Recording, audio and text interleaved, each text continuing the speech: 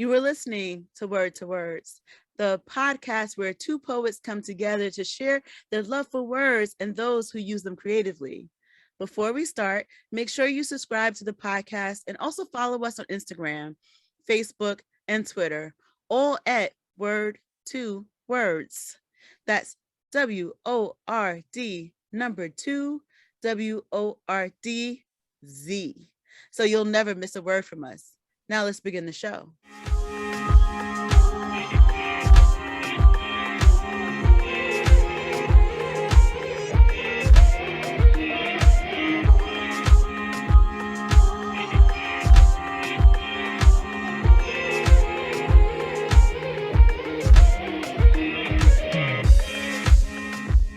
Hello, I'm Tony Two Eyes, the entrepreneur poet. And I'm Dara Kalima, the community poet. And this is Word to Words. We are back with another episode of the Poet's Favorite Podcast. Numero four. Thank you all. Thank you all for being here. Yes, thank you. And you know how we get started. How we starting? Can't have Word to Words without first dropping the word of the episode. So our word today is obtuse. For those of you who like math, you may have heard this word before. So there's two definitions.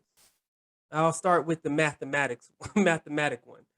It's of an angle exceeding 90 degrees, but less than 180 degrees. Is this where architect Tony comes in? Yep. Is that what happens? So there's a right triangle like this.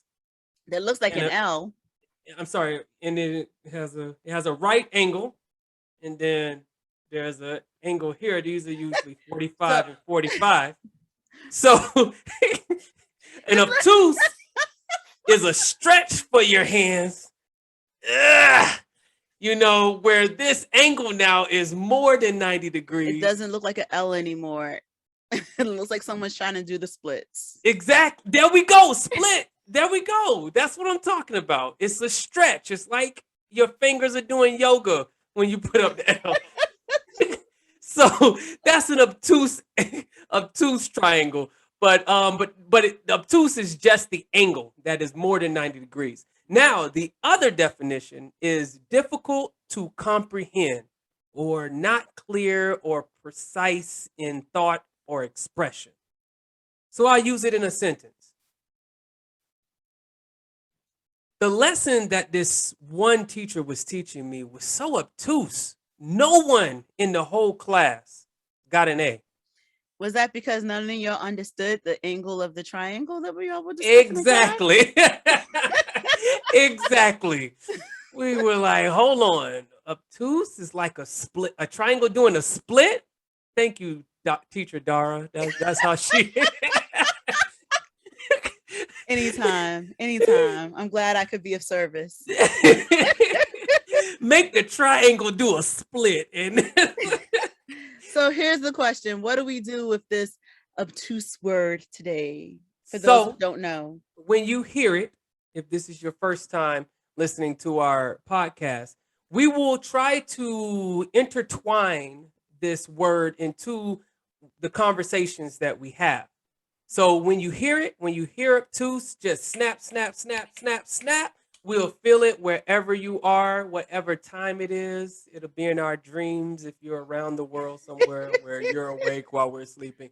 Wherever you are, just give us some snaps because you know how poets feel about claps and snaps and all of that. You know, we love it. So please do that for us. But we also will use it at the end for our Off the Dome impromptu poem. Yeah, she Let's loves not it. rush there. Let's take our time to get there. Loves it. So that said, now that we know that we have this obtuse goal to get there at the end of the podcast. Hold on, you didn't use it in a sentence. I just did. What'd you say? I said we have this obtuse goal. Oh. We're reaching there by the end of the podcast. It's not exactly clear when we get there. We're just going to get there eventually. You think I was not using it? Hello, sir. I was so stuck in the segment, I didn't hear it right after mine. So go ahead. So my favorite part of the podcast is the we see you. We see you. So today's podcast is a little it's almost like nepotism because of who I'm going to talk about for a few minutes. Uh-oh. This person is one of my favorite poets, definitely in my Mind top you, 5, top 10. I get thumbs really at five. murky with my top 5 because my top 5 is sort of interchangeable. So it's really a 10. But when I really start writing the list, ends up 15. It's crazy. Like I just have this crazy list of like the dopest poets in the world right now, right? But that said, this poet, so it's interesting. I'm gonna try to sum this up really quickly, but you know I'm never quick. So I have been performing. I performed when did I perform? I performed a week ago. I performed a Thursday a week ago. And then I performed on Friday as part of 100,000 Poets for Change. So I performed in person. There was a lot of 100,000 Poets happening on Clubhouse. I was actually at a physical event, also as part of the bigger movement of the 100,000 Voices for Change. So that said, the last 2 poems in that other set, and then the 2 poems I read at this event were also created in part because I took a class with this poet. And I told them the other day, like, yo, your poetry, your skill, your teaching has impacted me as a poet because those are the pieces I'm choosing to perform. So this poet that we see today is the artist Anubis. Mm, And so the artist my Anubis, man. if you don't know the artist Anubis, you need to get your life together. I'm just gonna start there. But the artist Anubis is a poet from Harlem who just happens to not live in Harlem right now, but we're gonna forgive that.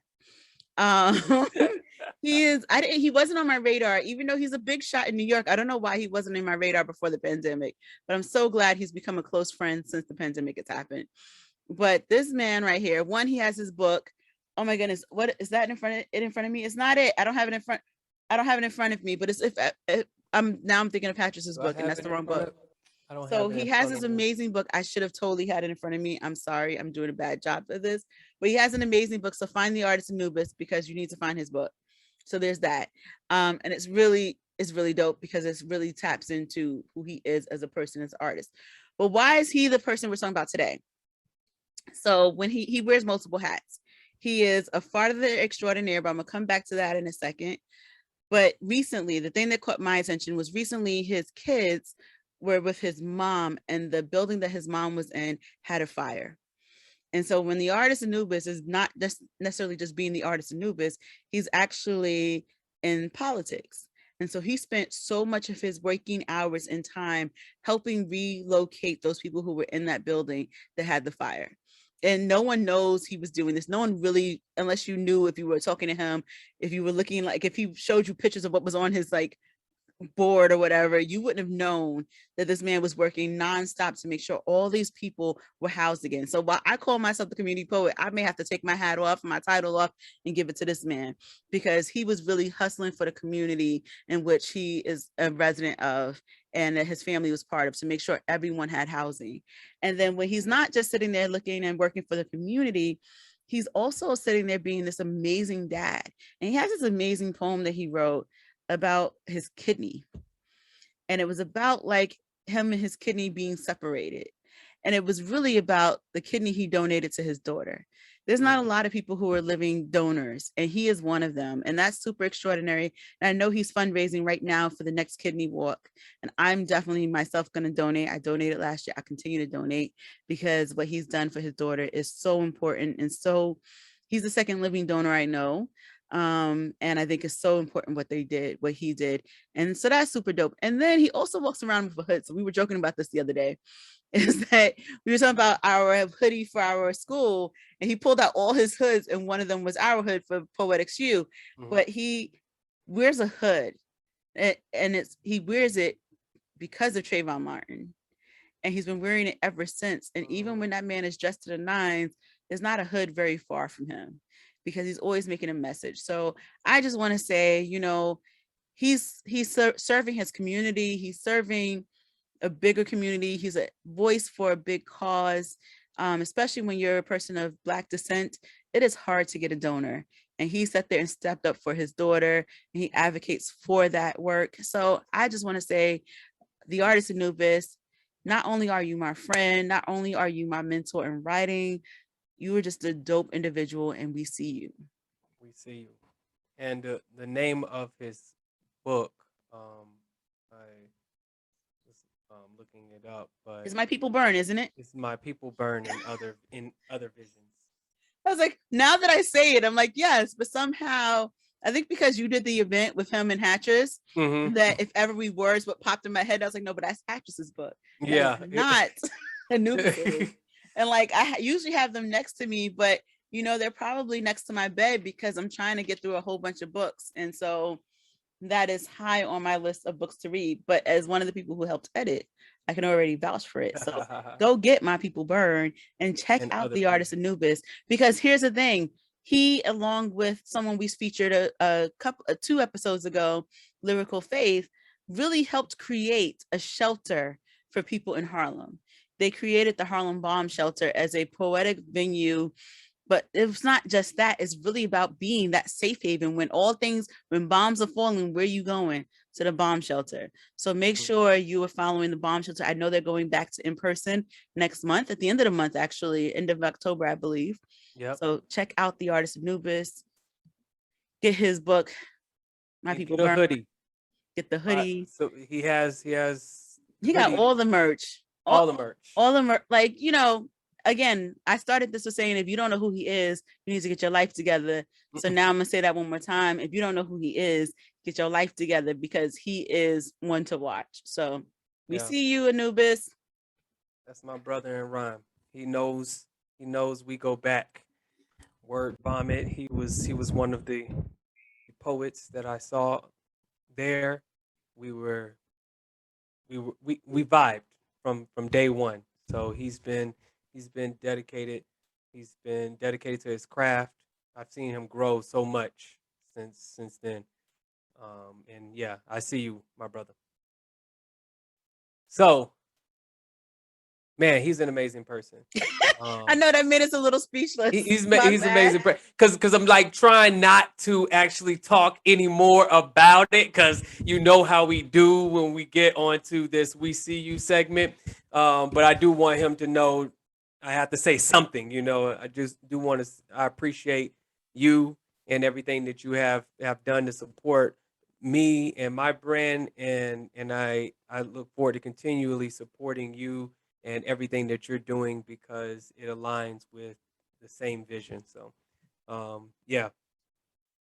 So, are you ready to spit? I guess I just realized that we were coming up on that. Yeah. You weren't prepared.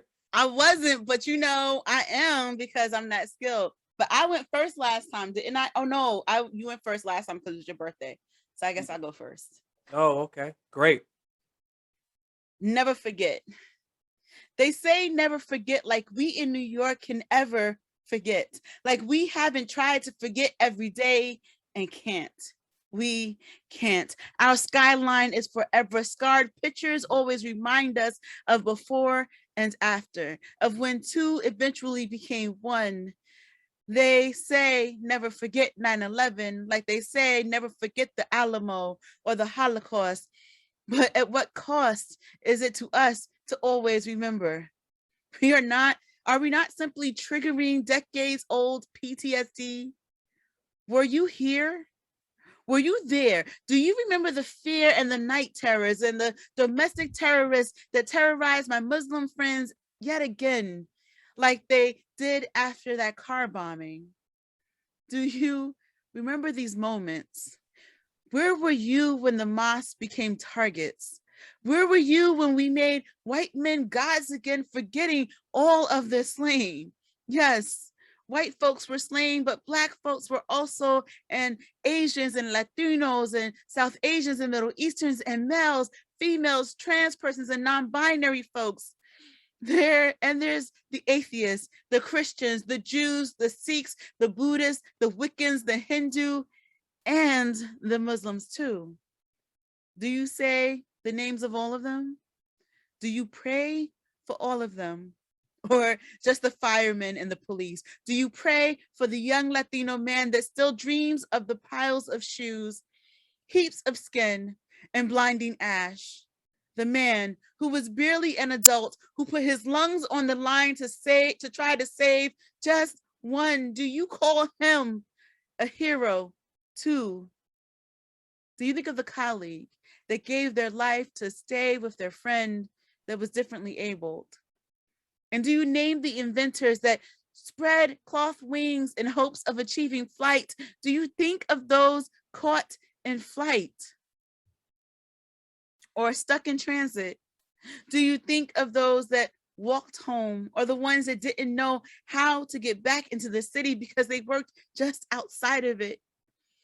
Do you think of the family that got the last calls or missed the last calls, those whose voicemails were too full for the message, or the ones in the crowds that ran?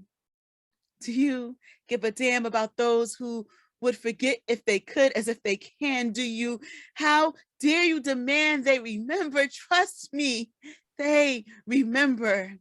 They remember the taste of their breaths that were baited as they hoped their loved one was on the lower floor, that they weren't trapped. They didn't take that particular train and emerge from the other exit, and now on a ferry home, they remember, just like they remember the victims of today or yesterday and the countless ones from yesteryears, my dear. They remember. But do you? When flashing lights, when flashing only images of those in red or blue, do you say any of their do you say any of the other names? Do you say the names? Do you say any other names? Do you say their names? Do you pray for those that feel guilty for surviving, for calling out that day, or being on vacation, for not being assigned to that shift, which made someone else present?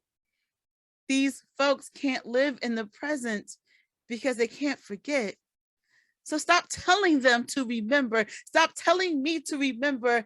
I tried to forget at the moment it happened. I tried to forget my boss screaming in the empty store and the churning of my belly as I assured grandma that her grandson probably wasn't at work yet, as I too awaited confirmation.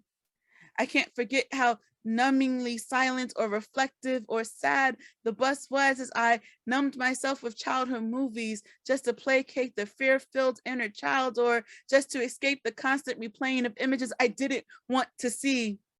Nor can I escape memories of the smells that wafted uptown in the aftermath as we tried to escape into theaters for comfort. I can't forget. I can't forget September 11th, just like I can't forget those lungs that COVID ravaged, or the Black lives that didn't seem to matter, just like I can't forget the Indigenous lives matter just as much as Jewish ones did, just like I can't forget that Muslim lives really do matter, just like we shouldn't forget that we are all American. We can't forget America's history, the parts that birthed this very enemy. I can't forget the myriads of ways we here in this country birthed our victimhood, whether it was because of Charlie Wilson's war, eugenicist policies, or chattel slavery and manifested destinies. This place always tampered in societies, creating mass casualties, both foreign and domestic. Do you remember that? Do you remember them? If I must remember this day, you better remember those days and all those days. So do you remember? Because I sure as hell can't forget. Take centuries of enslavement, the cracks of whips and ropes around necks, born brown bodies, now scorched, black, burned, and lynched. Fields of crops cultivated by the toughest Teflon skin, and the mental strain of a rape victim, knowing that what's growing within them is their rapist's offspring, but must be loved like kin. Then take all of the brown bodies resting unjustly inside of cells in prison, where they are kept like animals, never living life another day as a human, rather treated like specimens inside of our zoos. Then take the soles of the shoes of those who marched for laws to change. Take the tears that keep falling like summer thunderstorm rains from all of the eyes that keep witnessing inhumanities, traumas, and pain for the loss of their loved ones because their skin was brown stained down into their epidermis, being something they could never have changed. Because melanin is permanent and their bodies contain a hue that no matter how much you scrub it, it remains. Also, take the souls that chose death over bondage. With suicide as the last decision they had left to ponder, they decided that death was better than becoming a life of rummage for someone else to take in carnage. And they preferred last breaths over being purchased by poundage. Let's take a moment to acknowledge them. Yet now take the calloused hands of one of the men found at the root of my family tree. He would be called out of his name, treated inhumane until swollen, externally broken and internally shattered, and the man that bought him after his heritage was scattered is now master. But then he would beat and batter until his blood begins to lather, only to build a world on his back where black lives do not matter.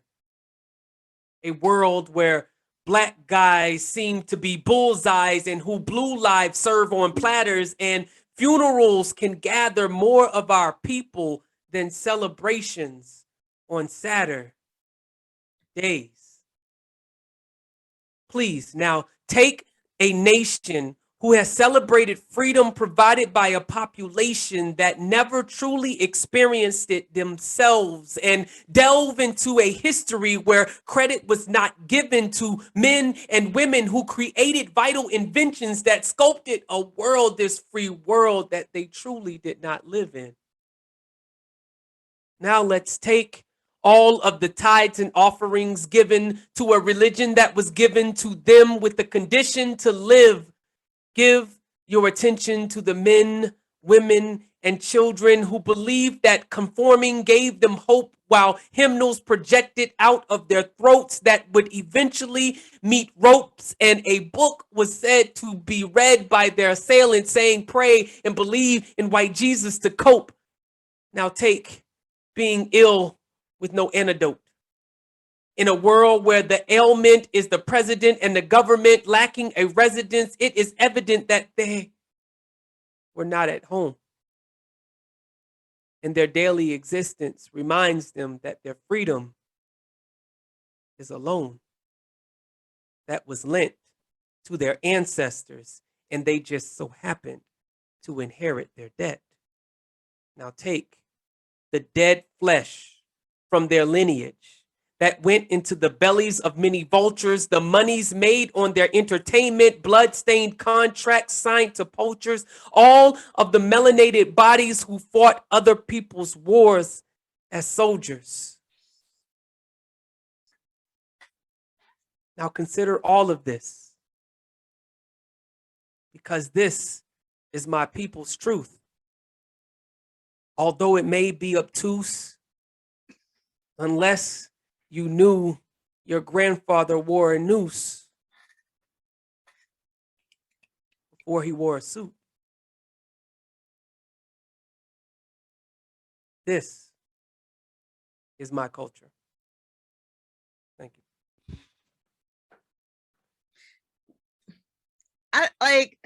So I have to ask you, that wasn't Top of the Dome. The last part was impromptu. Had to get that obtuse in there. He just shoved obtuse into this bone. Oh my gosh. Wow. You know, I on the spot edit, for the occasion. I was like, like, did he choose obtuse before this moment? Or did he just add it in here? Well, he just added it in here. This is what Tony does. This is the skill that is Tony Two Eyes. I'm just gonna say that. Yeah, had to change Insane. it up for the occasion. Yeah. Okay. So next section. That was dope, by the way. And I Yo, loved your the two behind each other. Like, I had something different. I had an erotic poem, but then I was like, I can't do that right after you do that. So I started scrambling and looking for stuff, and so that I came. Okay, I was like, okay, let's do that one. awesome. Sorry, but I really liked it. And it's interesting because it did a same device that your erotic poetry does. One of your poems do it, which is take. If I like you say you say take a lot in another Mhm. poem of yours. I think it's the one Yeah. you did yesterday. So you say take this and then take. So I was like, oh, he's using take, but he's using take in a very different way this time. Not in a way that I want to take any of that and put it together. But that was super dope. Yeah, super Yeah, dope. I like how you actually approached it through a different lens. And you were looking at the other side. You know how people actually normally don't look at heroes or don't actually put the recognition on certain parts and look at all of the pieces of the puzzle and who's affected by an event, because the media only have you looking at two sides of everything. Yeah. Republican versus Democrat, What happened was I was so done.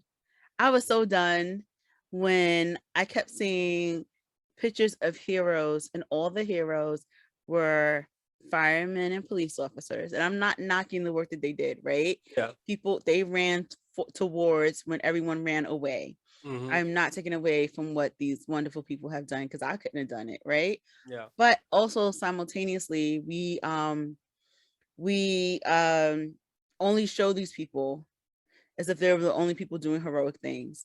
And if we even look at the history of both the police department and primarily the fire department, and why the people who are serving look a specific way and don't necessarily represent the population, there's a reason Hmm. why those are the people that are being amplified. There's a whole Yeah. history tied there. And I've never, like, I don't really think about 9/11. I definitely checked out when it happened. I wasn't also in New York City because I worked in White Plains. So Hmm. I was that person who was trying to figure out how to get home because they were like, everything's cut off. You can't get into the city. And I was like, well, how do I get into the city? I live in the city. Like, I gotta get back to that Can't. city. You can't. But thankfully the buses didn't get cut off, and like the Bronx wasn't cut off.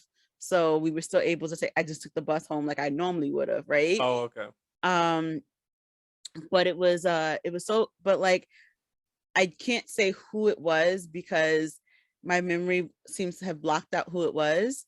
Hmm. But there was somebody I would speak to almost every night after the towers fell.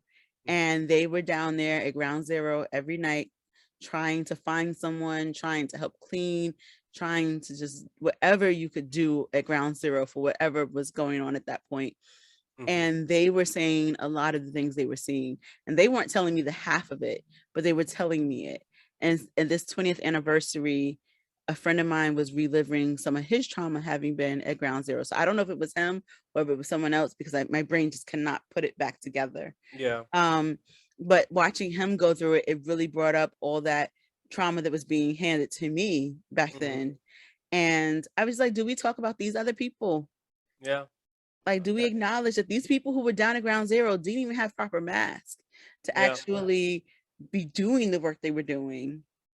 Hmm. So it makes me all frustrated. And then like we talk about it, like we romanticize it. There were people who were like, this was the only time everybody was together. Were we together? Because I remember a mosque in New York being protected and actually not even having people go in because they were afraid of the threats that were coming towards people who were Muslim. Yeah. Like we were not all together. We were all together trying to kill a bunch of Muslim folks that was just not even necessary. That. I remember Yeah. immediately looking for my friends who look like who are Muslim, but definitely are Middle Eastern looking, not just like my family is half Christian, half Muslim, Yeah. but they at least look black, so there's a little bit of cover to that. Hmm. But just like all of that just really got to me, and I had to write about it because I think we like to dream up what that day was. And if you didn't live here, you don't know what living with that change has meant. Yeah. So I felt the need to talk about that and the people who were there. Well, like I said, I think that's a good way to actually look at a lot of different things that come out. There's not always two sides. There's rarely actually two sides to something. There's always outer periphery, people that are affected by things that happen in the core. Hmm. But yeah, thank you for sharing as well. If any of you, you know, liked any lines or whatever, you felt something by any of the poems, or either of the poems that were spoken, let us know. Um, go We to do want to hear our from go to you. our IG and give us a comment, or just let us know what you think. Um, and so that leads us to what is inspiring our pen. So, what's inspiring your pen, sir? And so I'm going first. So it was eroticism, I mean, it but still can be. It doesn't have to change. If I that's know if it that's where your is. pen is going right now, Okay. stick your pen where it needs to go.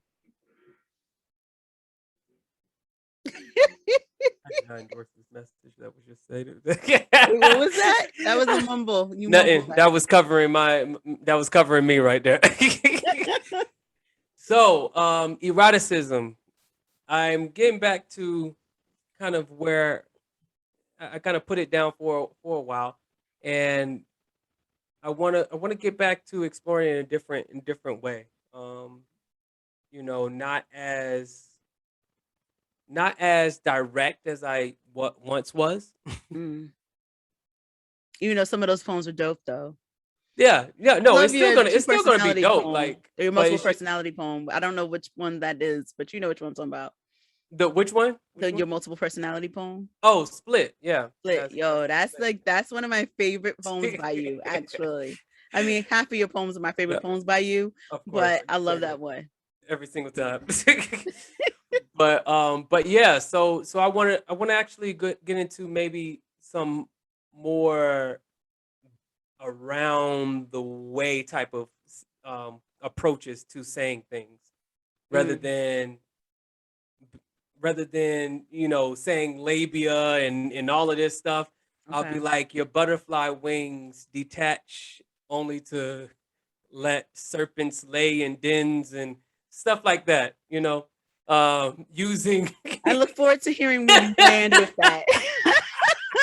I'm not so sure I'm there with you yet, but I mean, you can always talk about being someone's jazz band orchestra. Wait, that's my poem.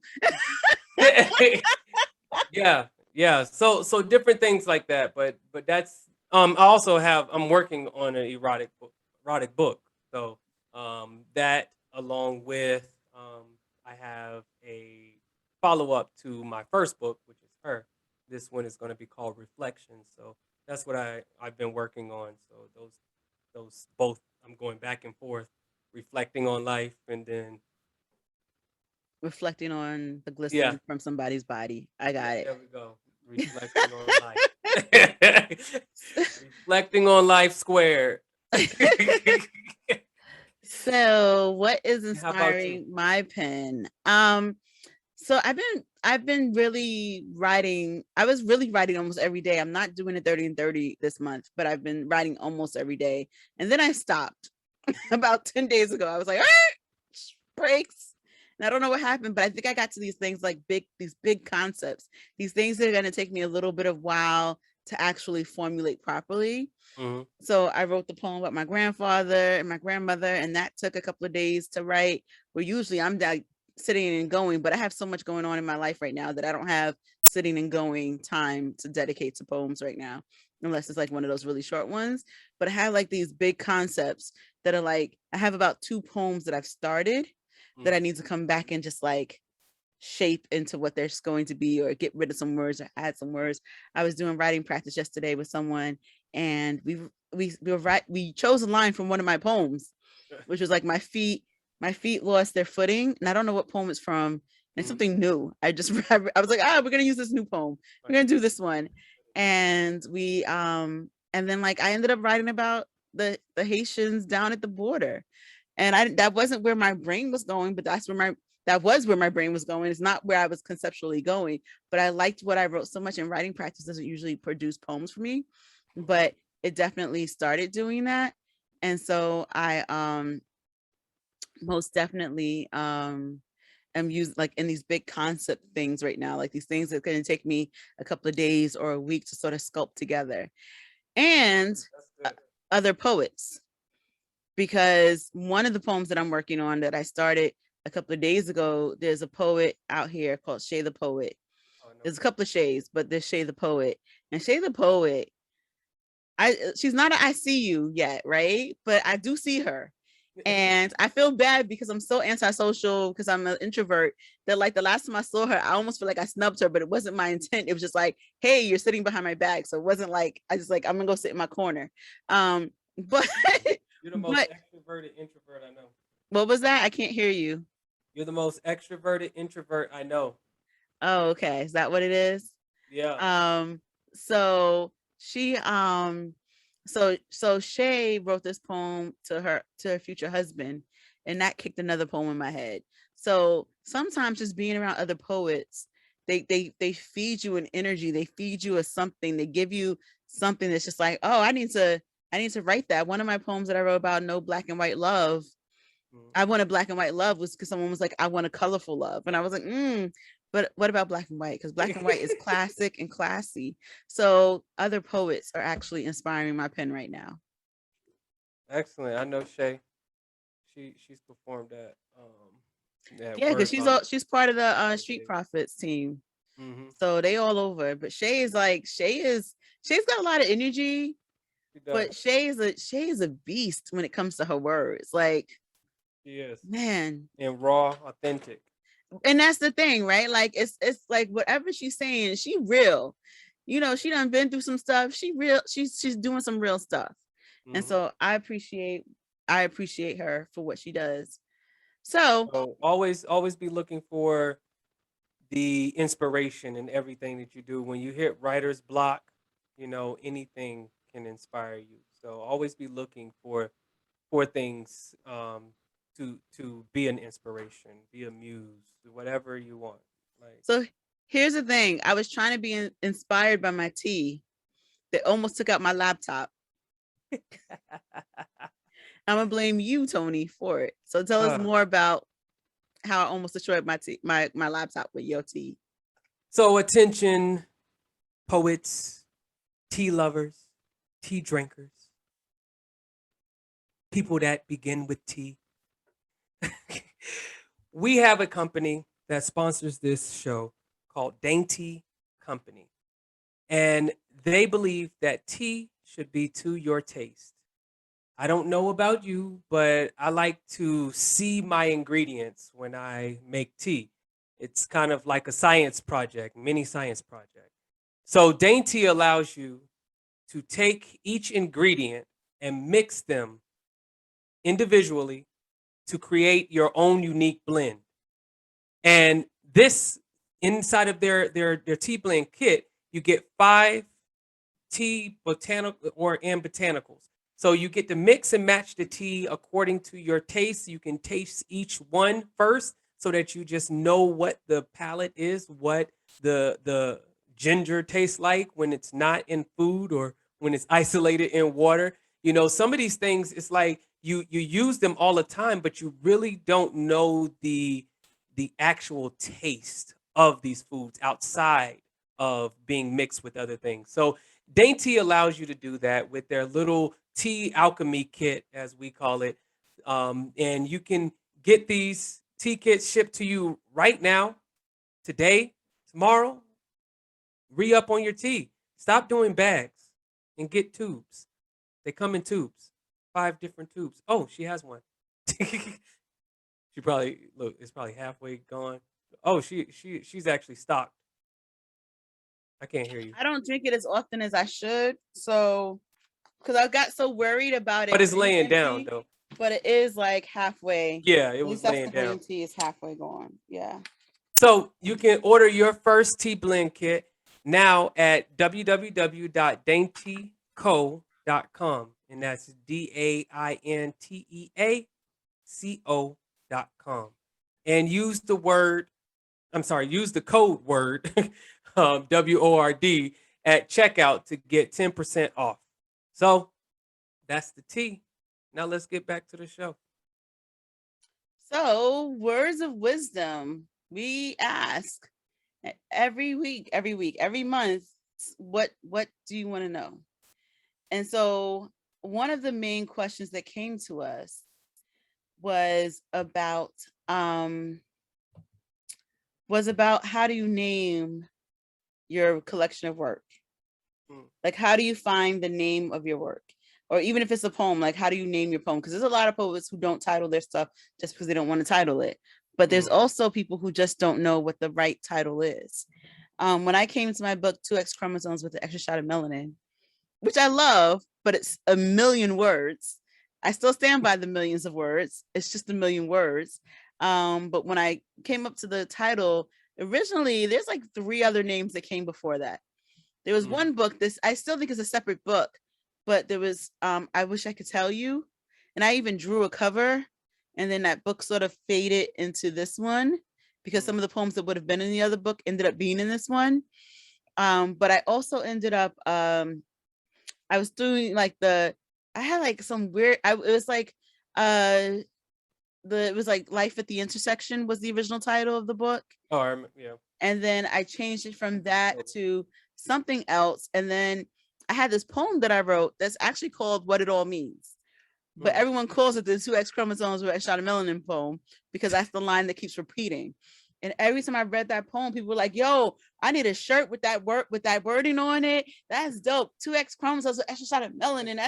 That's crazy. And so I realized that people kept gravitating to that as the poem. That's still not the title of the poem. The title of the poem is still What It All Means. But it is and it's the first poem that I wrote of the series, because then I wrote 2X Chromosomes, and I wrote An Extra Shot of Melanin. And so even still, what it all means is what you do when you take the 2X chromosomes and the extra shot of melanin, put it all together. And so like usually there's a phrase, I think, and you can talk about your own experience, Tony. Yeah. But I feel like there's a phrase that boils to the top from the project, but actually the name and the cover usually come before the book is complete. So like the next projects I am working on, which I will not name yet, those names came to me and I'm still writing for it. But those names came to me a while ago. And so I think it's about what is the most catchy thing? What is the thing that people keep resonating with? Because Life at the Intersection would have been cool. It would have been cool. But 2X Chromosomes with Extra Shot of Melanin, that is saying a lot more than Life at the Intersection. And Life at the Intersection was all about intersectional feminism, which is still what the book is about. But you wouldn't have caught that. I would have had to have a subtitle. Here, I'm just like 2X Chromosomes with Extra Shot of Melanin. Now you know I'm talking about Black women. Yeah. How do you get to your title? So as you all know, I have a publishing company. So I work with titles. And was this just books, or was it also the poems too? I think it was the books, but but you could do either or, because I think both are true. Well, I'll go with the book one. So when I start a project, I write a quote at the beginning of it. And that is the guiding to whatever the essence is of the project. So if the person told me that they submitted a book about love, and I write rose petals fall and hit whatever tears, I don't know. But that is kind of a title that I give the book. Now, the book, of course, is proposed with the title, and my book that I wrote, Her, was not the original title. It was I forgot what it was. It was something with love. It was something with love.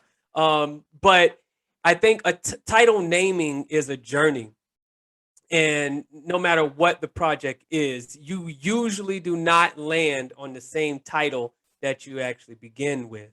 And that is because the whole creation of a book is a journey in itself. So when you actually have 10, 30 poems or whatever, and you're about to say something, you're leaning towards somebody. I was gonna say, speak for yourself. You just said that you didn't That land was for two X chromosomes. For Black man, Black woman, Black child. That was always the title, and that was actually the structure of the book. Okay, And then so Casualty of sometimes it Love. does. The Casualty of Love was also always Casualty of Love. It didn't have ever a different name. Okay, some people that are reluctant to change, you know, You can't do they that when I have a mouthful of tea. That's wrong. so but the journey, and I've seen, I mean, a lot of people that has proposed their books stick with the same title, but the title usually is something that you do to focus on something. When you have a collection of poems, you want to name it, and so you just try to get a direction, and so you think of something clever, or you think of something that kind of speaks for the book in entirety. So that's how I just name it, and then the name changes as it goes along, and you always do a check. So you like, okay, does her actually say everything that I want? Yeah, it encompasses this and this and this. And then you should also think about your, like, when you're explaining it to people, when you're putting Mhm. it on the marketing, like, what is the vision for this book, and does that title say that? And it's, as much as I'm not saying the titles of my next book, my inner circle knows what it is, but it's going to take me a little while longer to get there. I wanted it. I wanted them out next year, but it's probably going to be 2023, which would be right in line with my drop a book every 2 year thing. Apparently, That okay. it may be. I'm still writing. I haven't written the Gotta poem get the that writing. makes me know that I've done everything I need to do. I feel like I'm still waiting for that poem that's going, and it's got to be two poems, but I'm waiting for that poem that does the thing that I'm like, and I've done it. You know what I mean? Yeah, I know what you're So saying. so I'm trying to find that poem, and when I get to that poem, then I could be like, I'm good. And of course, even after I'm done and you put the manuscript together, you find the poems that you're missing that you got to write for the book anyway, right? Because that still exists. But Yeah. like, I feel like I'm still exploring to where I'm trying to get, and until I get to that place, I'm not ready to like start doing the rest of the work. Yeah. But that said, I do agree with you, because Still Laughing was like the misadventures of an awkward Black girl, and I was like, wait, I just stole that title. Straight stole that title, so let's not do that. And then, I was like, was it clumsy or something? I was like, cumbersome was the word. Cumbersome, probably, because cumbersome was my favorite word as a child. That should be our word next month. Cumbersome. Oh, I love me I some love it. cumbersome. I love cumbersome. I mean, I said cumbersome and semi were the two words I said all the time. Semi were the two words I said all the time as a kid. Yeah. But yeah, so I mean, because here's the thing: when you're trying to find your title kind of is an obtuse goal at that point, right? Like, you don't exactly know what you're reaching for, but it always comes to you. And Still Laughing went from the misadventures of a cumbersome Black girl, whatever I was stealing from Issa Rae, whatever version of that I was building on top of. It then became the reason for my laugh, and I was like, that's cool. It's all right. And then Yeah. eventually it finally landed on Still Laughing, right? Mhm. So because it's also like you're trying to find the thing that catches people's attention. So share your titles with Oh, people I was about too, to say that. Yeah. because you can't titles are not copywritten anyway, right? There's a couple of Casualty of Loves out there. Mine is the best one, but there's a couple of Casualties of Love out there. There's a couple of hers. I can tell you which one's the best her too. The one with the person on the screen or in this recording with me. But that said, you're look at your work and see what's coming from it. It's the same thing with the title. What is when you're titling your poem, so a title for a poem is usually the message you're trying to convey. It is sometimes the beginning of the poem. It Mhm. is sometimes the end of the poem. Yeah. Like, that's the three main things that your title is. It's the message, it's the concept you're trying to convey. It doesn't have to be this. You could do something completely random and different, and that's fine too. but it's usually one of those three things, which is also why a lot of people don't say the title of their poem, because if it's the concept I'm trying to convey, then I don't want to give away the poem before I actually get to the poem, right? Yeah. But it's fine when you read it. But I have a poem where the title of the poem is The Answer Is No. That's the name of the poem. The answer is no. And then the whole poem is asking a question about unity. I never say the answer is no in the poem, but I told you when you started this poem that the answer was no. You know? And so like I, that's so I look at think what your poem needs or your the writing needs. and I want the example that you just gave. Well, not the example that you just gave, but yourself is an example. You know, when you start off in this, you know, you make a title and you do it. You know, when you're doing it when you're first starting off, but as you get become more seasoned in this, it becomes harder to actually title your book. I mean, you're not going to start off with the same.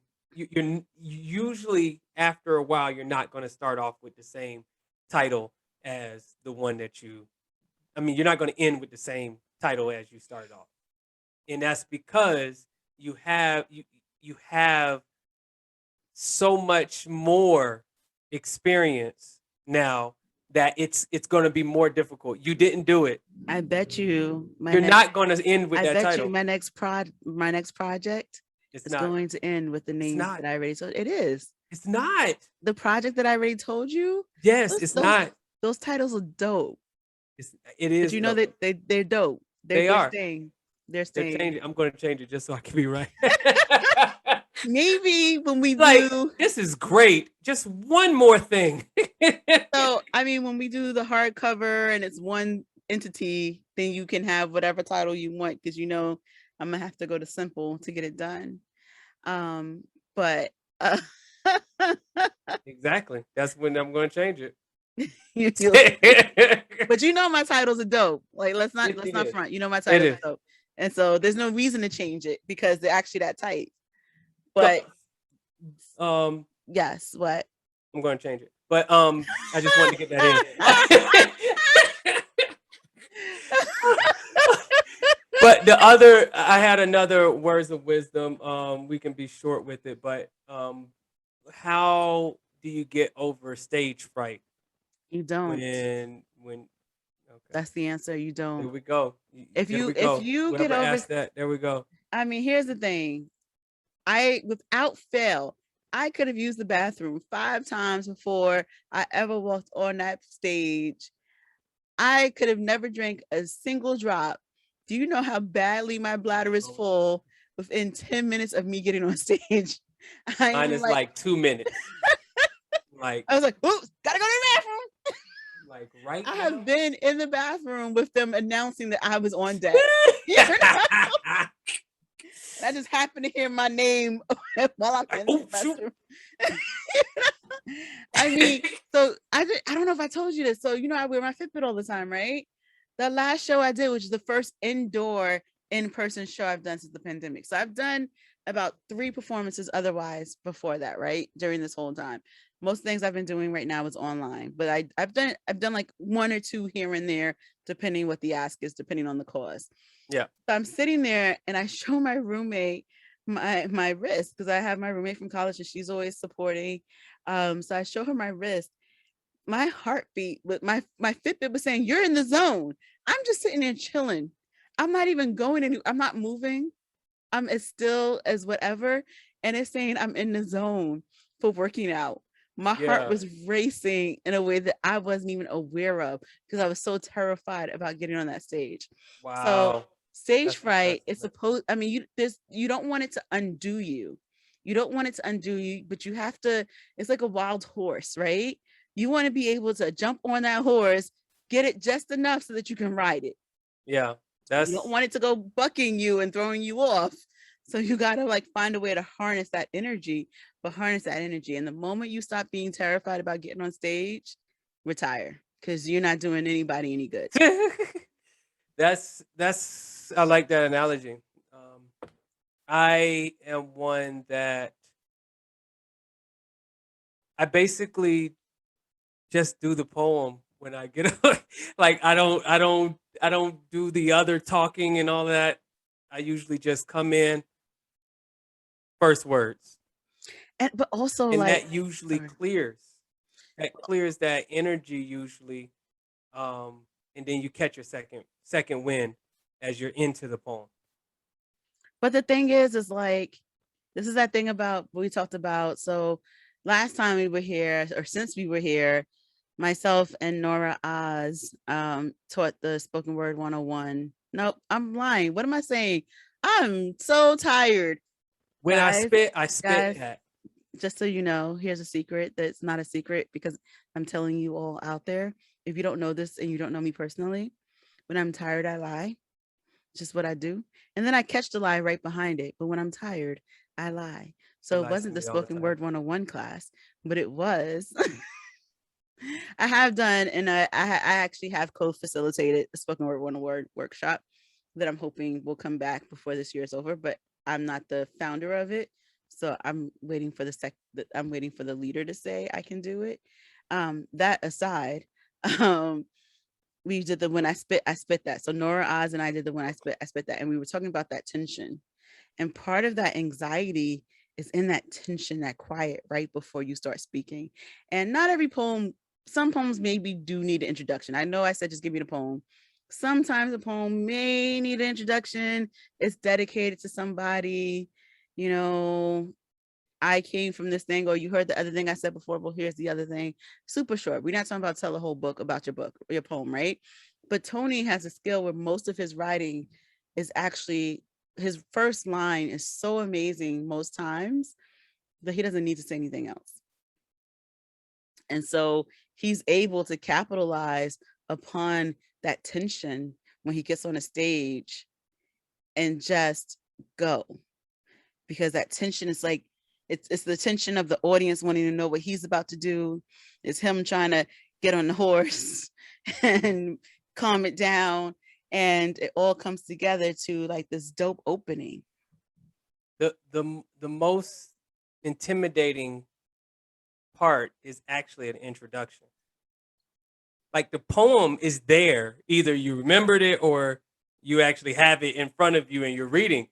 Reading is not really the intimidating part. It's actually introducing for me. I was like, you speak for yourself, because And I mean, even with other people, it's like usually you're fumbling, you actually doing this because you don't want to miss any words that you need to say before you introduce the poem. And that's where people usually lose the audience attention, is in the introduction. It's usually not in the poem. well, the introduction. So this is the thing. I'm gonna slightly disagree with you, and maybe we're saying the same thing, right? Mhm. I was ready to be like, no, you're wrong, but I'm gonna back off of that. Because for me, it's nerve-wracking to read, even though I'm primarily a reading poet. I'm always like, can I see it? And because the sister has reading glasses, and stages have different lights, I'd be like, okay, I know I practiced this Oh, you perfectly bring before. paper? Yeah, I bring paper. I don't do my phone. My bad. I was speaking for 2021 Yeah, no, no, people. I bring paper. I bring paper. My font is size 14. Um, I was thinking the phone is always lit. no, because Always has the right lit. but you know what though? People Don't be let your texting battery die. you. You gotta have a signal. I done did the whole tablets. I mean, I done did the electronics, and it's not Oh, my okay. I bad can see that. necessarily. Because then all of a sudden you hit the wrong thing, or you look away and you done scrolled it, and then you're like, wait, where's the line? At least when I have the paper, I know where I'm at. But that's a whole different thing. But I'm glad you said the other point about the the tension, or the thing, because the thing is you're so nervous, you tend to expend all that energy that you could be capitalizing on with my hi, how are you, I've not done this in a while, let me get this, let me all of that.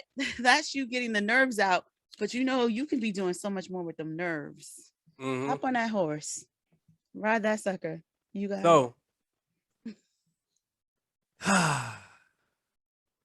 what are you frustrated about now? So this You is our first. favorite part. This is You our first, favorite because part. I'm gonna go off when I get there. So I didn't tell you about Frustration. my day. Go. Okay. So I have two. The first frustration. Why is it?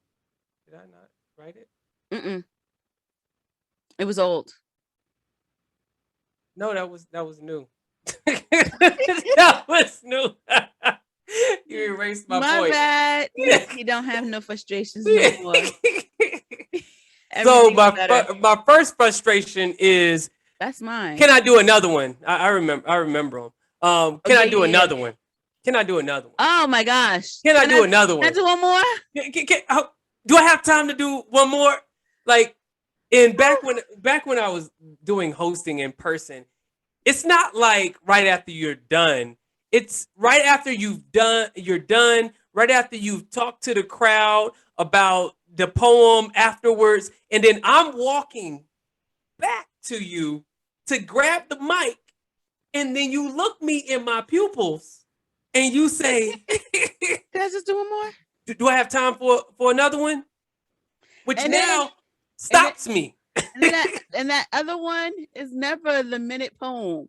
It's never the 2-minute poem. Never. It is the I didn't time this poem, but it's going to take up the exact amount of time that I done been here a second time around. Exactly. Always. Times two.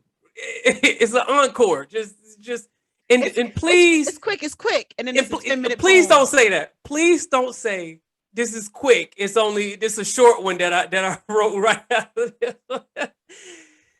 People And don't I be be timing counting the this stuff. stanzas. I'm like, okay, a good 3 stanzas is a short poem. Okay, why are we on the 8th iterate and you're just getting to your point?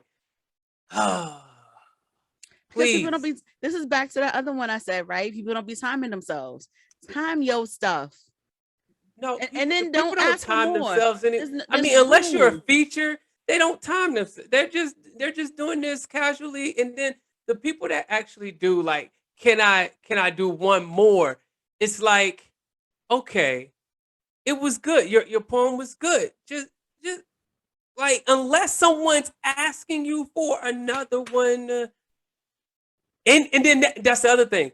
You've actually been at the open mic the whole time. And you've seen one person go up, one poem, another person go up, one poem, another person go up, one poem, and you get here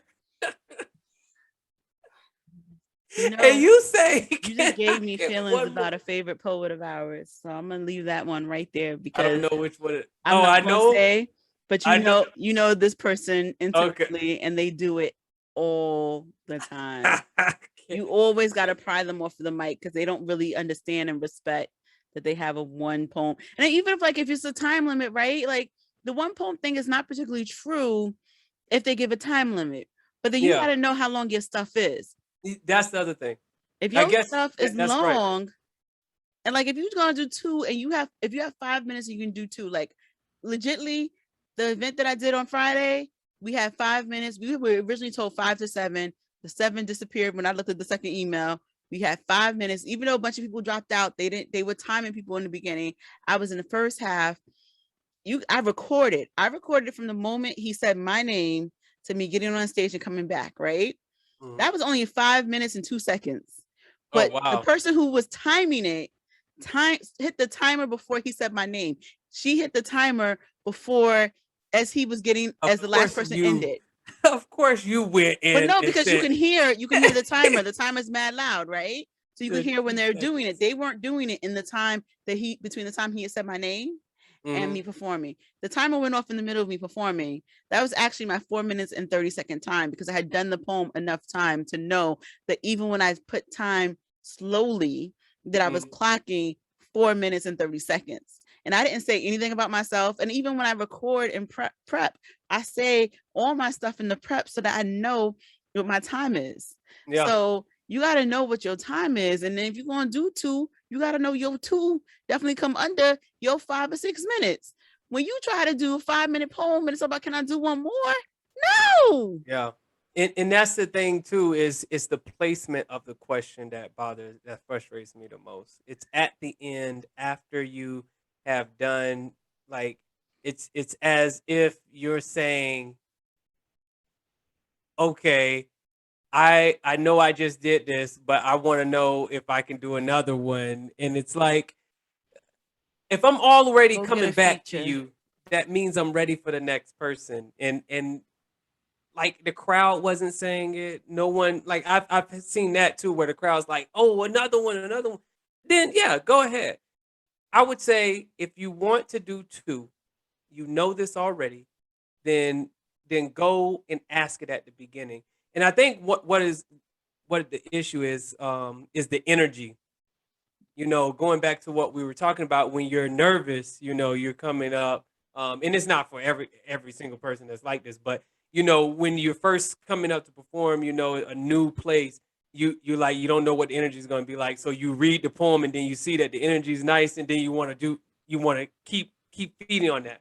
But you have to be respectful for other people. Other people are also here to perform, and when you take up their time, then that means that either you're taking away from the feature or you're taking away from other people. So just try to be respectful. If you want to feature and you want to be at more than one point, ask the feature to come back. Invest your time in that space. Don't try to take it before you invest your time in that community, in that space. Because here's the thing: if you break the rule as an open Open micer, micer. who gonna want you to feature? Exactly. I Mm-mm. gave him three Mm-mm. minutes. Took 6. If I give him 10, he's gonna be up there all day. She's gonna be up there all Exactly. day. They never gonna time their stuff. They're gonna be there for 20 minutes. And oh goodness, don't get me started. I'm sorry. Okay, So so you say you that had that's two. that's that's the one that's the one frustration. The other one, I got vaccinated, since I did announce that I did not like the You're not fully vaccine. vaccinated yet, though, right? You still have to get the second Yeah, shot. they always got different loopholes in this stuff. Oh, you're vaccinated, but you're not fully vaccinated. I got the shot. It's in my system. You I got one lowered my shot. chances of dying.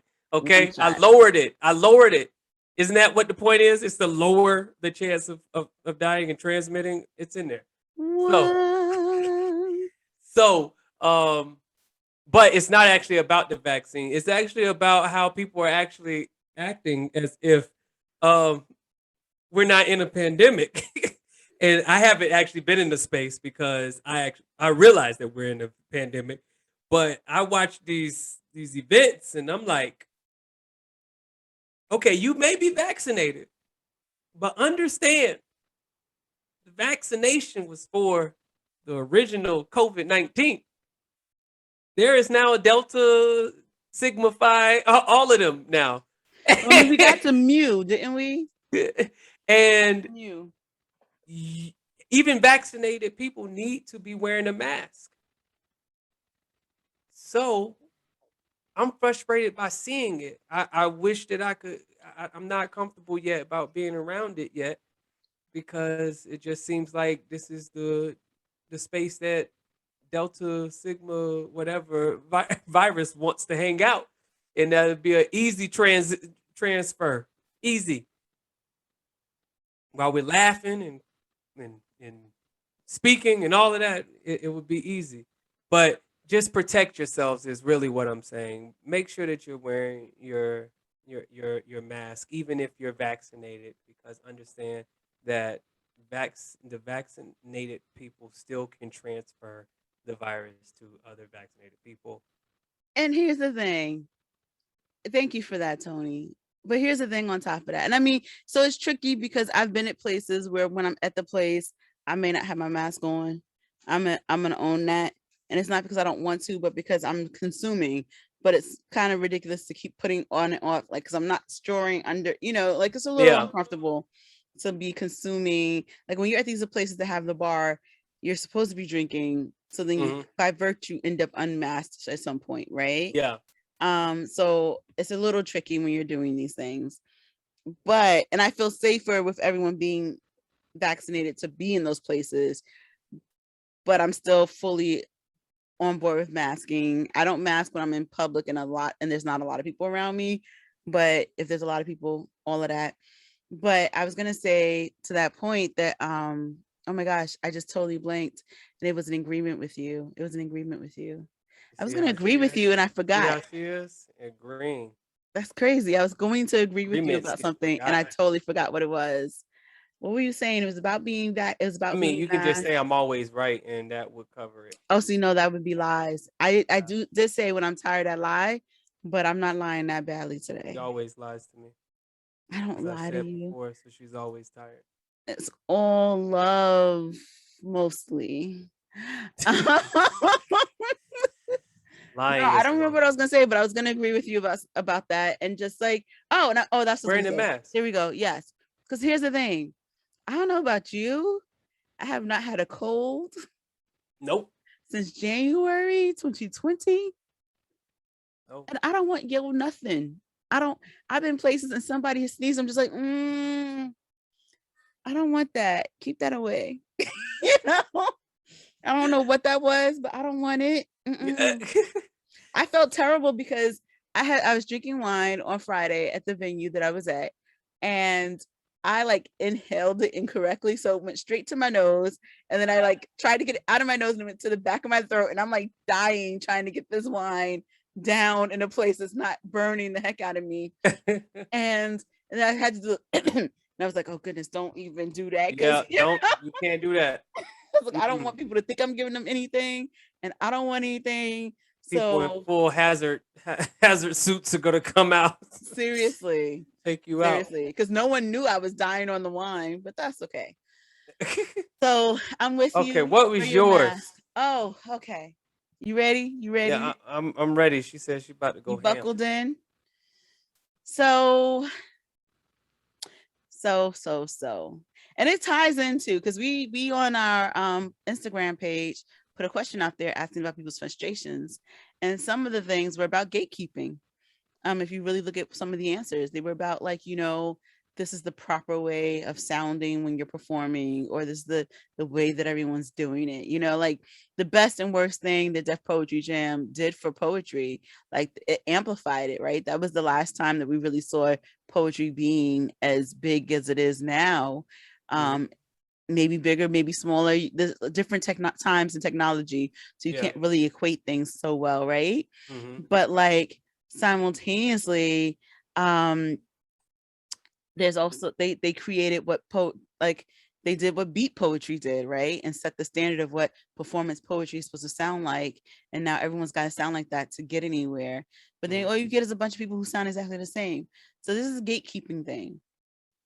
So my frustration is around gatekeepers, and I'm gonna try to see how I can talk about this without like losing my mind and ruining my chances in the future. But it came to my attention that after losing a competition, that I finally looked at who won, and the people who won the competition in a competition that is about an urban population. People who won the competition looked very much like they lacked melanation. Seemed like their melanin deposits were very, very low. Very, very low. You're not And good. so one had a little bit more than the other three, but still they're going to all burn faster in the sun than I will. And I found it so fascinating because, as a local Bronxite, the Bronx is very Latino in population. It is very Black in population. There's white, and there's some South Asians here too, right? But you actually have a heavy African population here as well. You don't really have a West Indian population in the Bronx. We're here, but they're mostly in Brooklyn. Hmm. So, but like if you look at the great flight that happened in New York, the Bronx was all white, and then the Black folks moved in, and so all the white people went into the suburbs, into Westchester County, into New Jersey, and all that other stuff. And then right behind us came the Puerto Ricans, because we're talking about the 70s, where you weren't getting a lot more migration into the country yet. So the Bronx became very Puerto Rican, and then you have Dominicans, and you have this very Latino population here. Yes, we have Little Italy. Yes, we have Riverdale, but the Bronx is super diverse. Yeah. Read ethnic, read POC, whatever. So it was very fascinating to me that the people who won were not primarily people of color. And the responses that I got in regards to my application felt very coded. And I didn't realize the code until I looked at who the winners were. So there's that, right? And then so I was like really down about this. It's the second time I lost. That's cool. I'm gonna try again. We're gonna see what happens. They're gonna choose me one day. You gonna you gonna keep going at them. I am. And I mean, I'm gonna see, I have to decide for myself which version of myself I'm gonna put out, my very angry Black self, or the other version of my writing that may not be as offensive and maybe more mayonnaise flavored for their palate, you know, whichever way we gonna go. That sounds familiar. Huh? That sounds familiar. So, you know, I mean, because I write everything. I don't just write political stuff, believe it or not. If you don't know my writing, I write I write about love a lot. I write about, most of my writing is about relationships, believe it or not, primarily romantic. Yeah. Despite being so single for so long. I am very single. Hush. Mm-hmm. So that said, And a possible. what? Single and a possible. You playing spades. Counting books. You always got And a single possible. and a possible. You know, there may be a couple of possibles, You but never still, have a but possibles don't necessarily win the game. Let's be real about that. So them anyway, possibles always turn. They either turn to negatives or they turn to positives. we're The going to ignore possibles are we're either going to ignore the point miscounts. that I may have possibles, whatever, sir. That's So not what what I'm this saying is, this we're talking about my podcast is frustration. about. Let's talk about my frustration.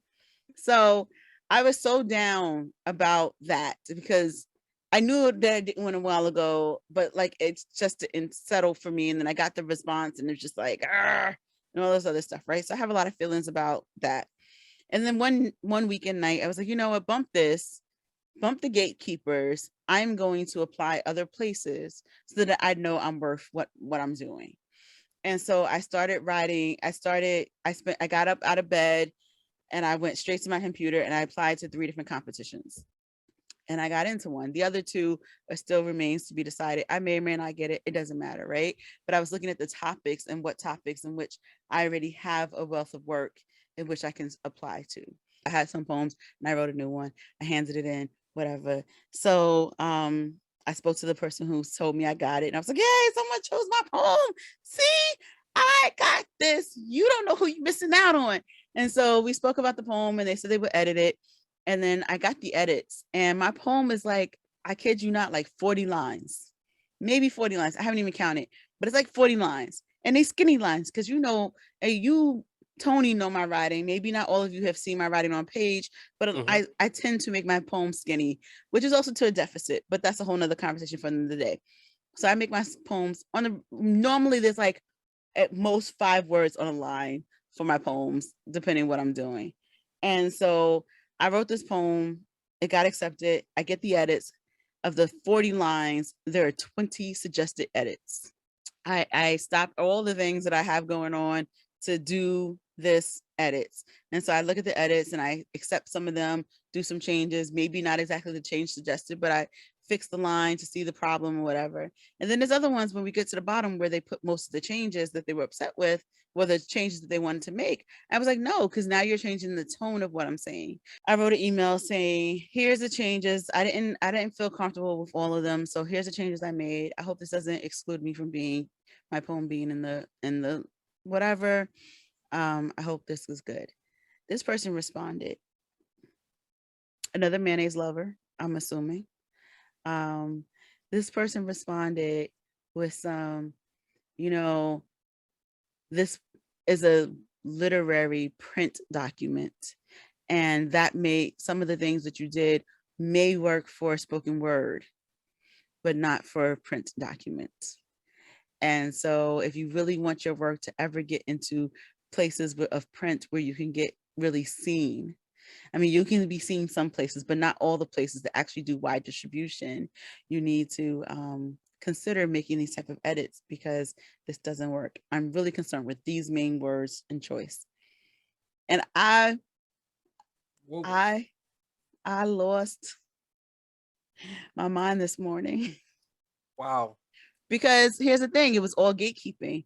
It's all gatekeeping. You chose my poem because I'm a Black woman, and yet the way in which I said something is no longer acceptable, and you want to play with how I word it. And yes, I acknowledge that my poem was not rhyming, and then it slips into rhyme, and that's where it ends. It's rhyming. It's rhyming on purpose. So yes, that also means that some of my words did somersaults to get into that place, but I didn't. It's not like it's the wrong definition. It's not like it's not even the wrong tense, because I formed the sentence properly to do the right tense.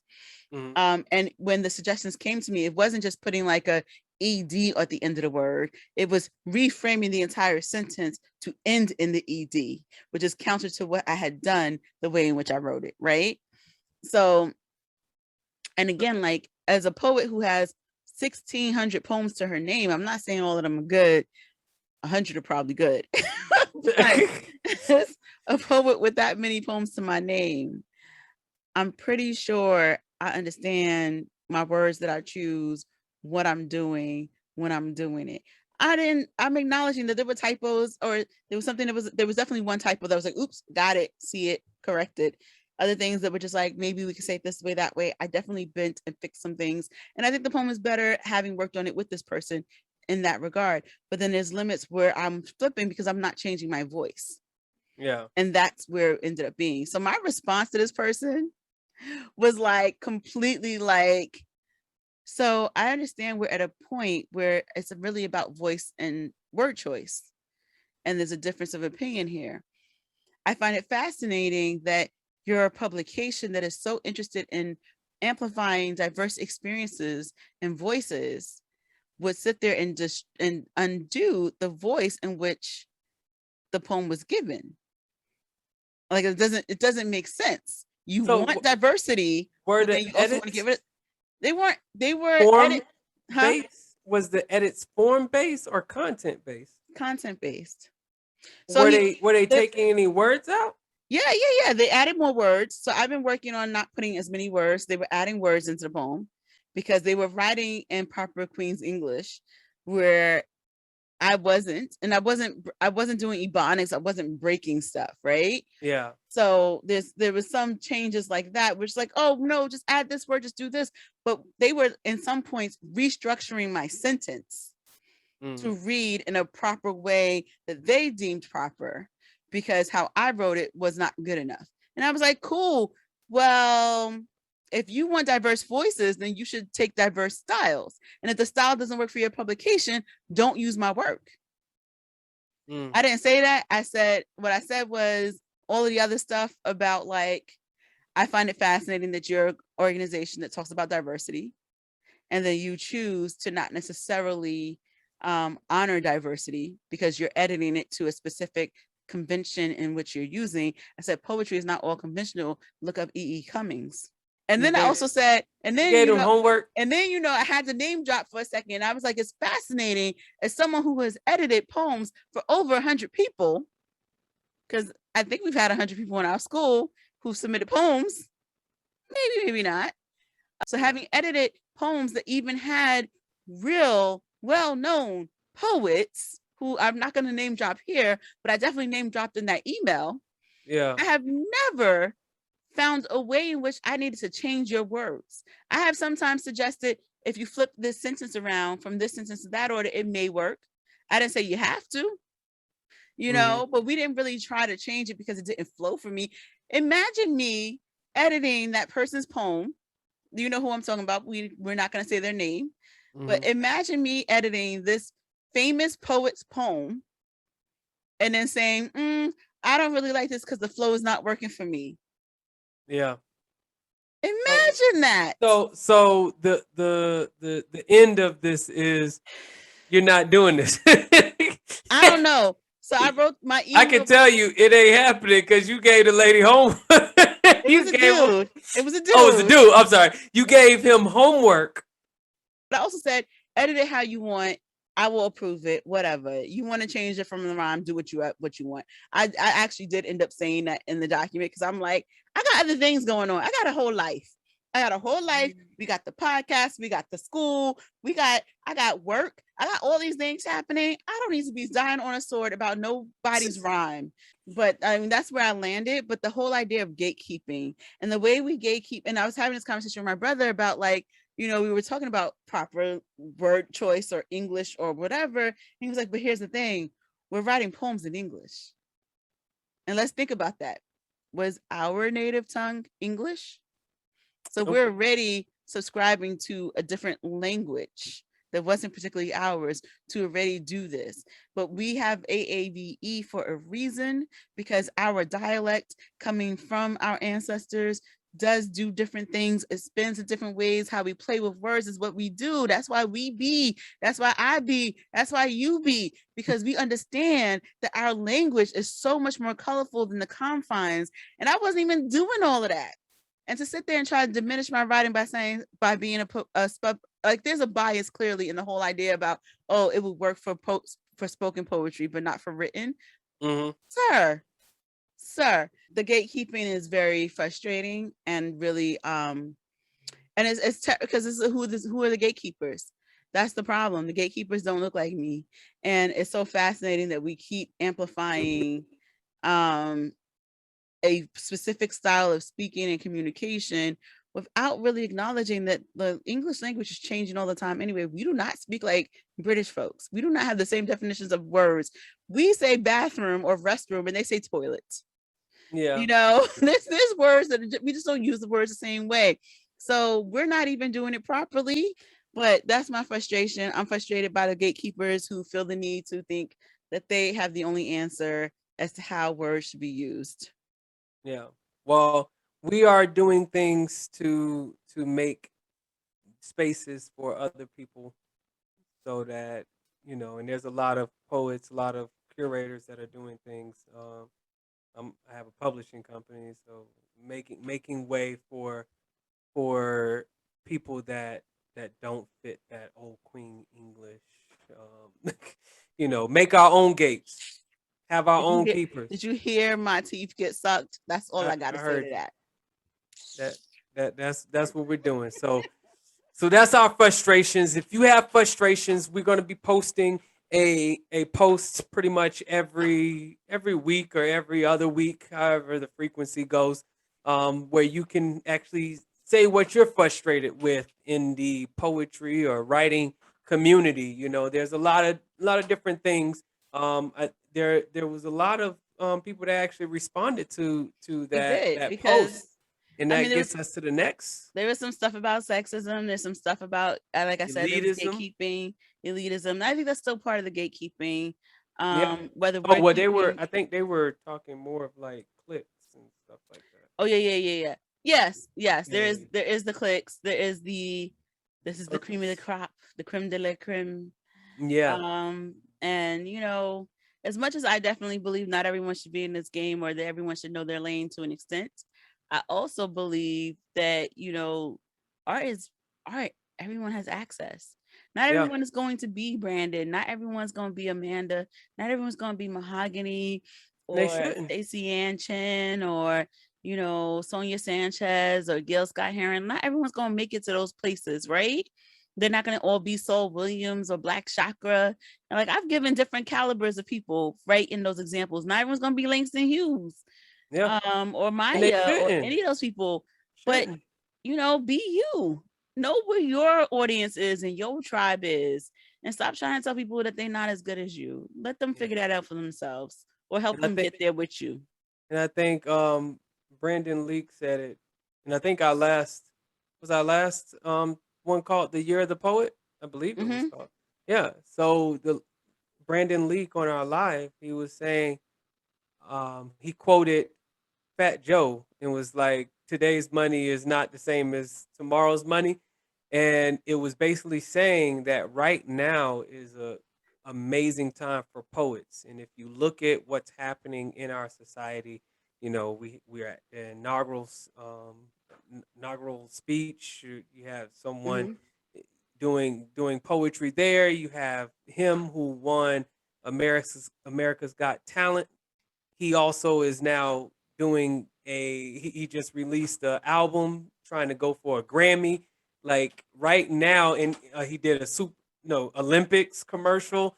So we have Hatcher's that also did I was a gonna say he did the commercial He did the for Remy Remy Martin. Martin So commercial, it's in demand, and he was on and BET.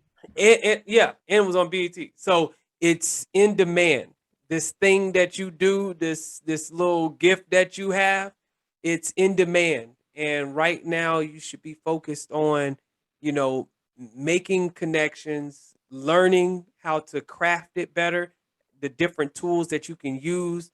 Learn the history of it too. I know we were talking about old English, that's that's where realistically that's where it comes from, but learn the techniques that started this as well, because it's better to know where something came from so you can propel it forward knowing what was historical, because if you're Hmm. trying to do something that's already been done because you don't know the history and you don't even know what you're doing, then you discount your gift. So learn as much as you can, start crafting it, joining workshops, lectures.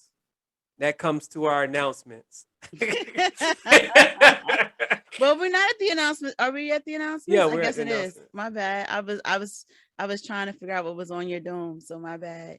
So yeah, what's coming up? For me, October 25th, I will be in Newark, New Jersey with Sisters in Business Expo. Just an FYI, Sisters in Business Expo is the only um Black women's expo that is multi-citied. Mm, So they just did Atlanta last weekend, I believe. And then they're coming to Newark, New Jersey in October. It's usually the first one of the year, but because COVID is now, I think, the last one of the year. But I think they're in 5 cities. They go to the DMV, which was a couple of weeks ago. They just did Atlanta. They have a bunch of places. I can't remember all the places, and they've been expanding, but they also have a store. Unfortunately, my stuff is not in the store yet because I haven't gotten that together, but they mhm. do have a store in Elizabeth, New Jersey, in their mall over there. So check out Sisters in Business Expo. So look, check out the sister shop. So I'm going to be there as a vendor. You don't have to be vaccinated, but you most definitely need to be masked. So I'm actually going to buy a different mask because I want to be able to talk to people, and I want to be able to talk to people safely. So I'm probably going to get one of the N95 ones that just have more space for my mouth to move in. And Mhm. it may ruin my ability to make sound, but we just go and try that. Um, so there's that. And then I don't have anything else really to say. There's some shows happening, not a lot. I think it's a little quiet for a little bit, but that's okay because poets got to rest, the good poets got to plan, and we have our term coming up with Poetics University. So as much as I will not be teaching more than one course, I will be in every course again. So that does mean I have to be paying attention to that. So Poetics University, our classes are coming up starting in October. So next month, keep an eye out. We also have a lecture series, and the next lecture that is happening is on October 10th with one of the people we already said we see, and she's been mentioned here again today, which is Lyrical Faith. So check out that class because she's the 6th top world poet. She has won the Brio, the Bronx Recognizes Its Own, twice. She was a finalist in the Bronx Poet Laureate. She is doing the daggone thing. I just said 2 things with the Bronx, but again, the first thing I said was the 6th world poet in Mhm. 2021. So let's not get that confused about what that woman is doing. She's also getting her PhD PhD. now too. She's Yep. in getting, like, I can't even imagine. I have 3 degrees and I'm like, PhD makes me tired at the thought. Yeah. So good on And it's her. in it's a field related to poetry too. Is it really? Yeah, it's how it relates to social There you justice. go. So I may have to follow her and learn how to be like her one day when I grow up. Yeah. I'm older, but these are still goals. Yeah, The people behind you, always. age wise, can be the leaders ahead of you if you learn to humble yourself and figure it out. Also, Exactly. the people ahead of you, Tony, who are a little bit older than you, can also be leaders. I'm just putting that out there. What was that? That was me because you always say you're older than me and you're I not. am older than you. I am older than you. Yeah, somewhere in your imagination. I live in grasshopper years. So that was all a joke. It's all love. But so there's that coming up with the Poetics University. There's the lecture with Lyrical Faith on October 10th, and then the courses are going to start again, and they're going to be dope because we have a new professor in the wings, and we have a lot of great things coming out. So keep an eye on Poetics U on Instagram. That's POETIXU, to find out all the things that we're doing. Get your tickets to these things fast before they sell out. That said, I'm back to me on December 3rd. December 3rd, I will be honoring my grandfather and my aunt, even though my aunt is not in the poem so far, but I will be going off Broadway. And so I wrote a new poem about my grandfather that will be broadcast then, about my grandparents and growing up with them. But I'm gonna be off Broadway. Your girl, Dara Kalima, is going off Broadway at 9:30 at the Triad. So I'm gonna need you to go to the Triad's website right now and buy yourself a ticket or two. And then I'm gonna need you to show up, because it doesn't benefit me if you don't show up and say you came for me. And I'm trying to get a real feature. Like this is like the before you get to the next level, right? So right now I need about 15 people to come through. And that's just gonna make me a mark. But if I can get like 30 people to come through, more than that in the bag. if I could get like 30 people to come through, I know we still in a pandemic, right? If I can get even like 20, 25 people to come through, that means I can get 30 to do the next feature. So I'm gonna need y'all to help your girl out. This is how we make our money sometimes, not just the podcast. So come support. And it's off Broadway. What? You know I'm gonna do the daggone thing. You know I'm gonna do the daggone thing. So those are my things. What are you up to? So, I have 2i Publishing. We have 2 books that are releasing or actually one has already released, Isle of Sky by Natalie Nasenzi. This is her second book with 2i Publishing, her third book in total. And this book actually closes out the story that began with her first book called Out of Chaos. And this book is a little bit different. We did something a little bit different than we have before, where this. Can I ask a question about this? Out of Sky, is it at all tied to Scotland? No. Okay. I saw when I Googled it, there is. I was like, it made me really excited. I was like, yes, Scotland. No, it's not. That's okay. You have to see why she actually entitled it that. But okay. I will get the book. But this book actually engages readers where you participate in the work and then also your own work. So it's different. It still continues that story that she started, and it actually is the end of that. So this is the third poetry book, and it's the last poetry book in this series. So the other one is Grimoire, which is by Jacob R. Moses. This is his debut poetry collection. The cover is so fly. I love it. I love it. And that will release this Friday on October 1st for pre-order. So again, any pre-order right now, Natalie's book is also on pre-order. You get a discounted price and your copy is signed in a personal note. So I'm going over to TonyInc.com right now.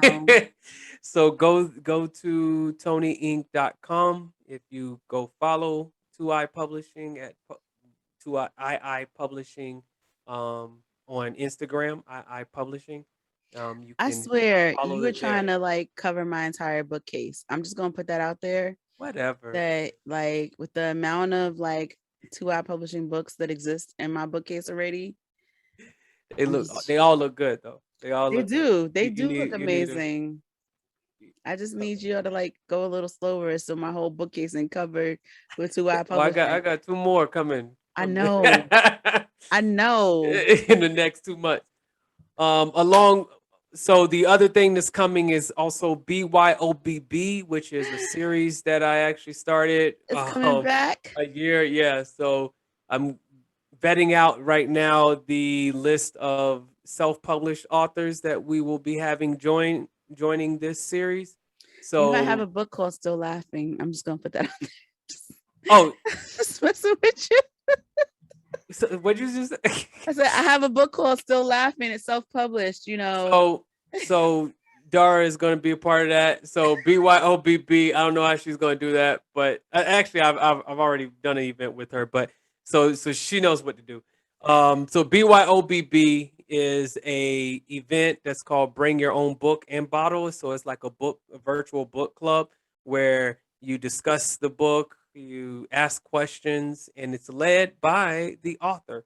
So it's like having a book club where instead of you meeting with your girlfriends and guy friends or whatever and discussing the book, you would actually have the author there giving insight on what this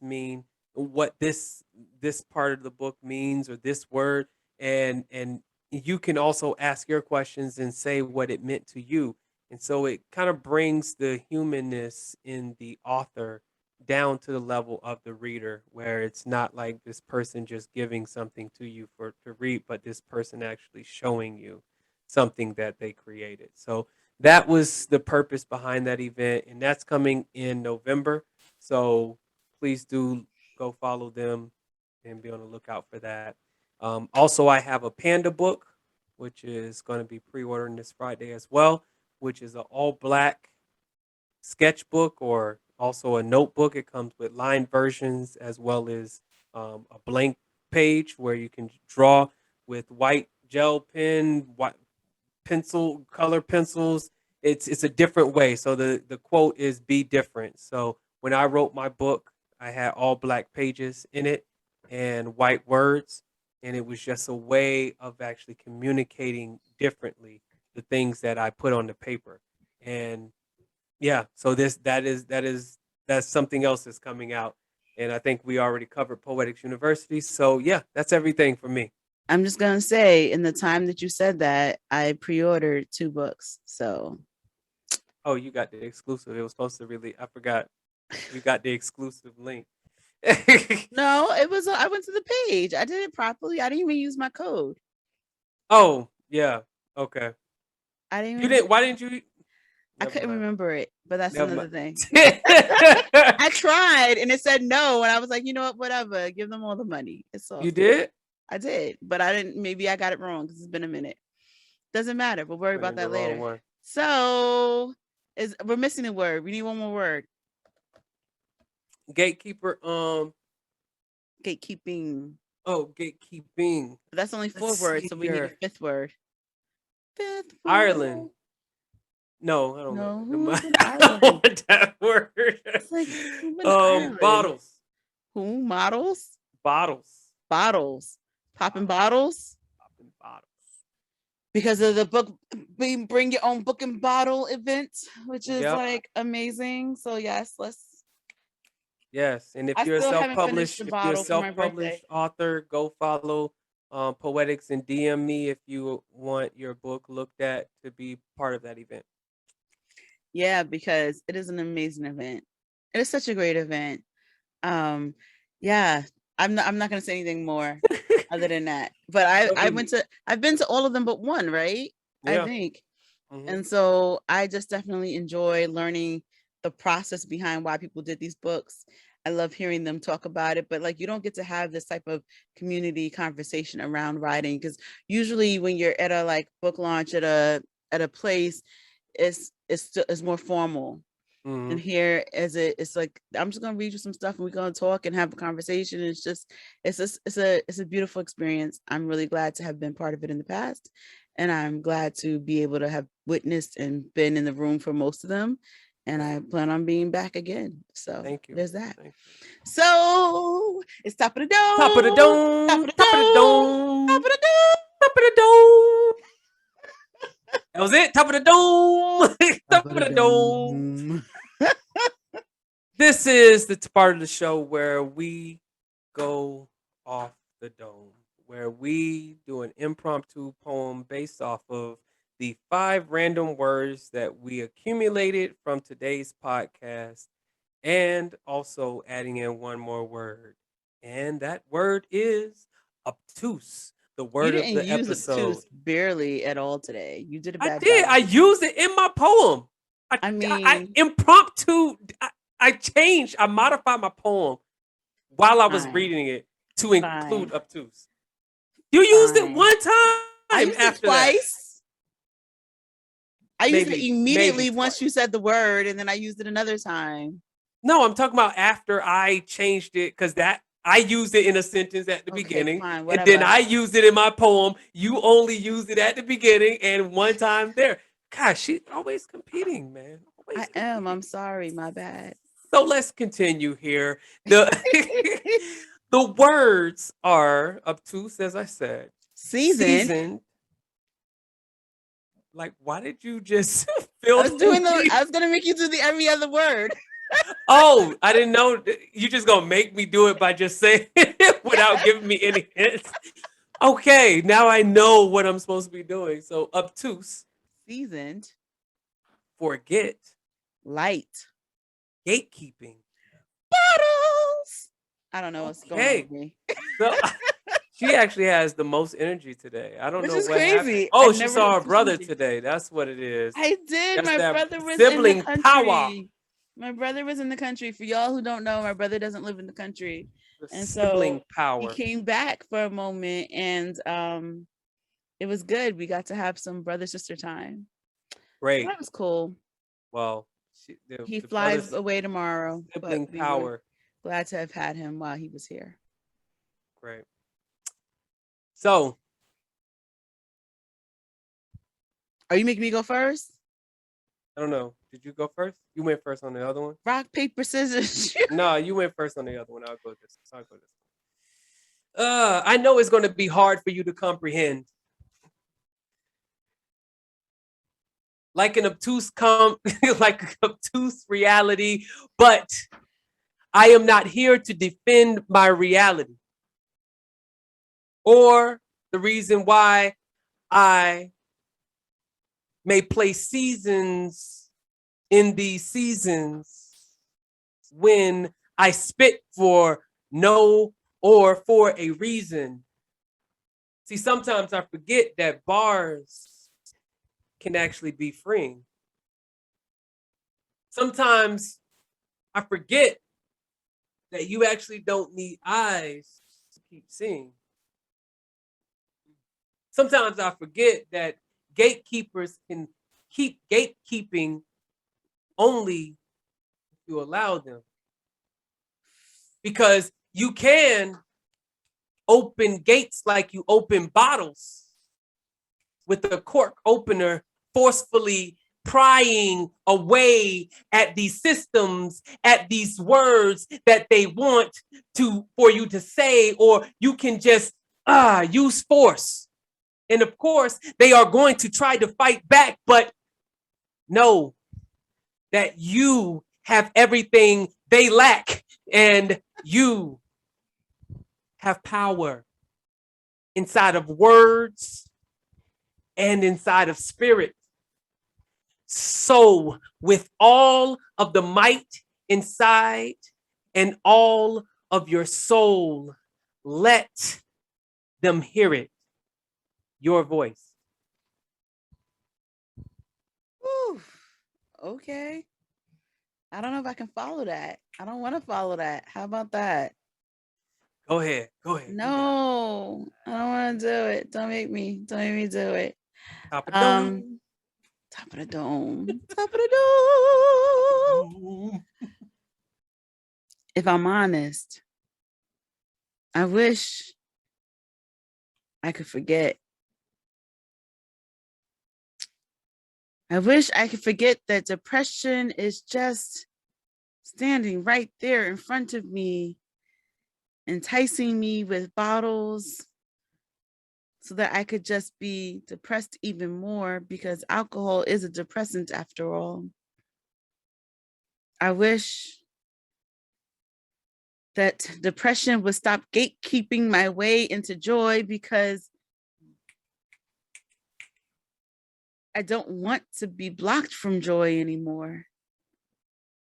I wish I could just forget. I wish I could just get towards the light that is right there on the other side, but it feels so out of sight. Joy, peace, satisfaction, calmness, all are two concepts as I try to get elsewhere. And I just feel like I can't get there. Like I'm just aging here, that the years have seasoned me in such a way that I just am flavorless because depression just won't let me be. It just won't quit. It just keeps gatekeeping and blocking and preventing exit from this place. And I just want to escape. I wish I could. But I can't. I was thinking about that, but sometimes a poem should just end before I it know. ends. You just ended. Because it makes you like, oh wait, oh, that's painful. Oh man, this has been another lovely, amazing experience with Miss Kalima and myself. Yes, you. Yes, you. Oh, me? Yeah, me. Sorry, I had Oh to my look goodness, at stop talking myself. to yourself. But I'm thank glad that was you. low.